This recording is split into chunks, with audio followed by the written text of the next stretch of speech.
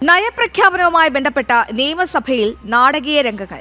നയപ്രഖ്യാപന പ്രസംഗത്തിൽ ഗവർണർ വായിക്കാതെ വിട്ടുകളഞ്ഞ ഭാഗങ്ങൾ വായിച്ചിരിക്കുകയാണ് മുഖ്യമന്ത്രി പിണറായി വിജയൻ. ബില്ലുകൾ പാസ്സാക്കാത്തതുമായി ബന്ധപ്പെട്ട് സുപ്രീം കോടതിയുടെ പരിഗണനയിലിരിക്കുന്ന പരാമർശങ്ങളാണ് ഗവർണർ ഒഴിവാക്കിയത്. മുഖ്യമന്ത്രി ഇത് വായിക്കുകയും ഔദ്യോഗിക രേഖയാക്കണമെന്ന് ആവശ്യപ്പെടുകയുമായിരുന്നു. രണ്ടാം പിണറായി സർക്കാരിന്റെ 15ാമത് നിയമസഭാ സമ്മേളനത്തിന്റെ അവസാന സമ്മേളനത്തിനാണ് ഇന്ന് ആരംഭമായത്. ഗവർണർ രാജേന്ദ്ര വിശ്വനാഥ് അർലേക്കറിന്റെ നയപ്രഖ്യാപനത്തോടെയായിരുന്നു തുടക്കം. നിയമസഭയിലെത്തിയ ഗവർണറെ മുഖ്യമന്ത്രിയും സ്പീക്കറും ചേർന്ന് സ്വീകരിച്ചു. കേരളം വികസന പാതയിൽ കുതിക്കുന്നുവെന്നും 10 വർഷം കൊണ്ടുണ്ടായത് മികച്ച നേട്ടമാണെന്നും പറഞ്ഞുകൊണ്ടാണ് ഗവർണറുടെ നയപ്രഖ്യാപന പ്രസംഗം ആരംഭിച്ചത്. And there has been no mention of any differential treatment from any quarter. This evidences my government's firm belief in decentralized governance and strengthening grassroots level democracy and true spirit of federalism. The vision envisaged by the father of the nation, Mahatma Gandhi, in taking governance to the people is being translated into action by my government. My government has made available services to the people.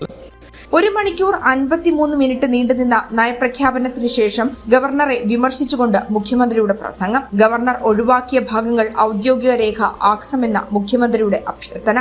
ബഹുമാനപ്പെട്ട governor സഭയെ അഭിസംബോധന ചെയ്ത് നടത്തിയ നയപ്രഖ്യാപന പ്രസംഗത്തിൽ ചില കൂട്ടിച്ചേർക്കലുകളും ഒഴിവാക്കലുകളും വരുത്തിയിട്ടുള്ളത് അംഗങ്ങളുടെയും ചെയറിൻ്റെയും ശ്രദ്ധയിൽപ്പെടുത്തുന്നു.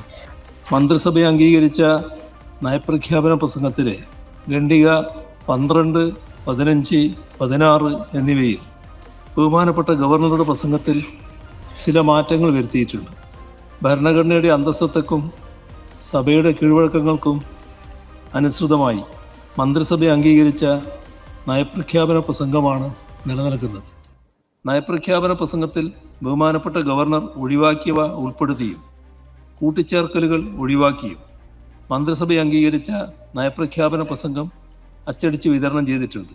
ഇത് ആധികാരികമായ നയപ്രഖ്യാപന പ്രസംഗമായി അംഗീകരിക്കണമെന്ന് അങ്ങയോട് അഭ്യർത്ഥിക്കുന്നു.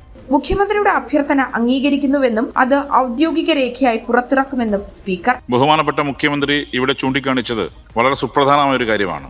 നിയമസഭയെ ബഹുമാനപ്പെട്ട ഗവർണർ അഭിസംബോധന ചെയ്തുകൊണ്ട് നടത്തുന്നത് ഗവൺമെന്റ് വേണ്ടി ക്യാബിനറ്റ് അംഗീകരിച്ച പ്രസംഗമാണ്. അതിൽ നിന്ന് വിട്ടുപോകുന്നതോ വ്യതിചലിക്കുന്നതോ ആയിട്ടുള്ള പരാമർശങ്ങൾ ഔദ്യോഗികമായി അംഗീകരിക്കുന്നതല്ല. അതാണ് നമ്മുടെ സഭയുടെ കീഴ്വഴക്കം. മുൻകാലങ്ങളിൽ സമാന സന്ദർഭങ്ങളിൽ പല പ്രാവശ്യം സഭാധ്യക്ഷന്മാർ ഇക്കാര്യം വ്യക്തത വരുത്തിയിട്ടുള്ളതുമാണ്. ബഹുമാനപ്പെട്ട മുഖ്യമന്ത്രി പ്രത്യേകമായി ചൂണ്ടിക്കാണിച്ച പരാമർശങ്ങളുടെ കാര്യത്തിലും മുൻ തീരുമാനം തന്നെയാണ് നിലനിൽക്കുന്നത് എന്നാണ് ചെയറിന് ഇത് സംബന്ധിച്ച് സൂചിപ്പിക്കാനുള്ളത്. തുടർ നടപടികൾ പൂർത്തിയാക്കിയതിനു ശേഷം നിയമസഭ ഇന്നത്തേക്ക് പിരിഞ്ഞു. ജനം, തിരുവനന്തപുരം.